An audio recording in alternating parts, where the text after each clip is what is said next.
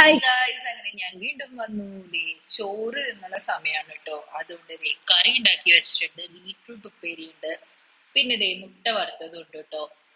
അങ്ങനെ അതൊക്കെ കൂട്ടി ഞാൻ ചോറ് കഴിച്ചു. അതിന് ശേഷം ഞാൻ ഈവനിങ് ആയപ്പോഴത്തേക്കും ദേ ഒരു ജ്യൂസ് ഉണ്ടാക്കി കഴിച്ചു കേട്ടോ. അതിനുശേഷം എനിക്ക് ദേ ഒന്ന് പുറത്ത് പോകണമായിരുന്നു, ഒരു സാധനം വാങ്ങിക്കാൻ വേണ്ടിയിട്ട്. എന്റെ വീടിനടുത്തുള്ള മുട്ട തന്നെ ഉണ്ട്, അപ്പൊ അത് പോയി വാങ്ങിച്ചുകൊണ്ട് വന്നു.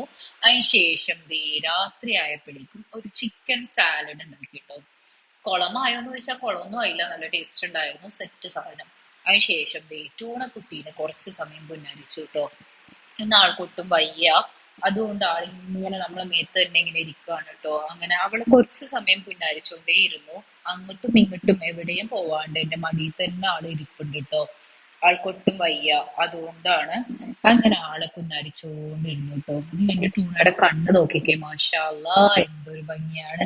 അപ്പം അവളെ നോക്കി കുറേ സമയം അങ്ങനെ അവിടെ ഇരുന്നു കേട്ടോ. ആളെ ഇറങ്ങി പോവാനുള്ള ഉദ്ദേശമൊന്നുമില്ല, ഇങ്ങനെ മടിയിൽ തന്നെ ഇരിക്കുകയാണ്.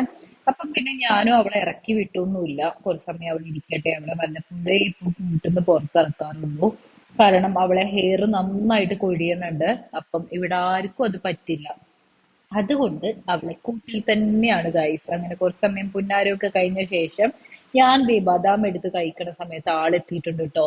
ആള് വിചാരിച്ചു ആളെ ഫുഡാണെന്നാണ്, അതുകൊണ്ട് ബദാം ഒന്നും കൊടുത്താൽ ആള് കഴിക്കില്ല.